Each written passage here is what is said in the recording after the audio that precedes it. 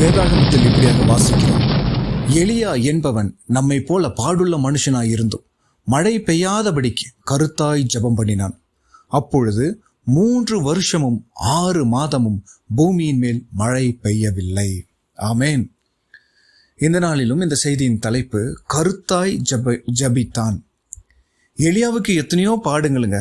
அவன் வாழ்க்கையில் அவ்வளோ கஷ்டம், அவ்வளோ வேதனை, பிரயாசம் என்று எவ்வளவாக இருந்தாலும் இஸ்ரவேலிலே மழை பெய்யாதபடிக்கு கருத்தாய் ஜபித்தான்.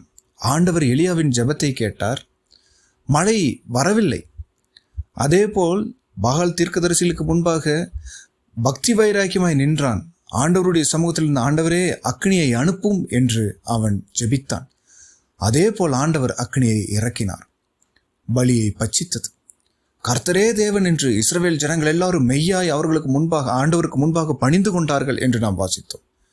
என்றால் எத்தனையோ பாடுகள் மத்தியிலும் போராட்டங்களின் மத்தியும் எலியா ஜெபம் கருத்தாய் செய்தான் என்று நம்மால் காண முடிகிறது. இந்த நாட்களிலும் கிறிஸ்துவர்களாகிய நாம் எத்தனை பேர் கருத்தாய் ஜெபிக்கிறோம்? ஆண்டவர் இயேசு கிறிஸ்து மலை பிரசங்கத்தில் இப்படியாக கூறுகிறார், நீங்கள் அஞ்ஞானிகளைப் போல வீண் வார்த்தைகளை அளப்பாதேயுங்கள். உங்கள் ஜெபம் கேட்கப்பட வேண்டும் என்றால் உன் அறை வீட்டுக்குள் பிரவேசித்து உன் கதவை பூட்டி அந்தரங்கத்தில் இருக்கிற உன் பிதாவை நோக்கி ஜெபம் பண்ணு அப்படின்னு ஆண்டவர் சொல்லியிருக்கிறார்.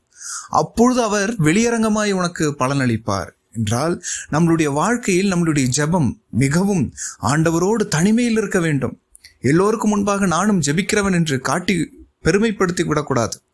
நம்மளுடைய ஜெபம் எந்த அளவுக்கு ஆண்டவரோடு ரகசியமாய் உள்ளதோ, ஆண்டவரோடு தனிப்பட்ட உறவில் உள்ளதோ, அந்த அளவு நம்மளுடைய வாழ்க்கை பிறருக்கு ஆசீர்வாதமாய் இருக்கும்படி கர்த்தர் நம்மை உயர்த்துவார். ஆண்டவரே நமக்கு சொல்லியிருக்கிறார், நீங்கள் என் நாமத்தினால் எதை கேட்டாலும் அதை நான் உங்களுக்கு தருவேன் என்று சொல்லியிருக்கிறார். என்றால் அதை நாம் எப்படி கேட்க வேண்டும்? கருத்தாய் ஆண்டவர் இயேசு கிறிஸ்துவின் நாமத்தில் நாம் கேட்க வேண்டும். சும்மா வளவளான்ட்டெல்லாம் நம்ம ஜெபிக்கக்கூடாது. ஜெபத்திற்கென்று ஒரு முறை உண்டு. அது ஆண்டவர் இயேசு கிறிஸ்துவை நமக்கு கற்றுத் தந்திருக்கிறார்.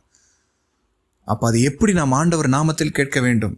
கேட்டால் கிடைக்கும் ஆண்டவர் சொல்லியிருக்கிறார் இல்லையா? கேளுங்கள் உங்களுக்கு கொடுக்கப்படும் என்று ஆண்டவர் சொல்லியிருக்கிறார். என்றால் நாம் எப்படி கேட்க வேண்டும்? எலியா பாருங்க, கருத்தாய் ஜெபித்தான். 3 வருஷம் 6 மாதம் பூமியின் மேல் மழை பெய்யவில்லை என்ற அந்த ஜெபத்திற்குண்டான பதில் அந்த ஒரே வசனத்தில் கிடைச்சிருக்கு. அதே போல் நம்மளுடைய வாழ்க்கையிலும் ஜெபத்திற்குண்டான பதில் உடனே கிடைக்க வேண்டும் என்றால் நாம் கருத்தாய் ஜெபிக்க வேண்டும். நம்மளுடைய ஜெபத்தை கர்த்தருக்கு பிரியமுள்ளதாய் நாம் மாற்ற வேண்டும். பிறரை பற்றி குறை சொல்வதாகவோ பிறரை சபிக்கிறவர்களாகவோ நம்மளுடைய ஜெபம் இருக்கக்கூடாது. நம்மளுடைய ஜெபம் ஆண்டவரை ஸ்தோத்திரிக்கிறதாகும், ஆண்டவருடைய நாமத்தை மகிமைப்படுத்துவதாகும். கிறிஸ்துவை விசுவாசித்து கிறிஸ்துவின் நாமத்தில் நாம் பிதாவிடத்தில் கேட்கும் எல்லா காரியங்களையும் நலமானதை கர்த்தர் நமக்கு தர வல்லவராயிருக்கிறார். இன்றும் உங்கள் முழங்கால்களை முடக்குங்கள், ஆண்டவரை நோக்கி கருத்தாய் ஜெபியுங்கள். கர்த்தர் உங்களை ஆசீர்வதிப்பாராக. கர்த்தர் தாமே இந்த வார்த்தைகளை ஆசீர்வதிப்பாராக. ஆமேன், ஆமேன்.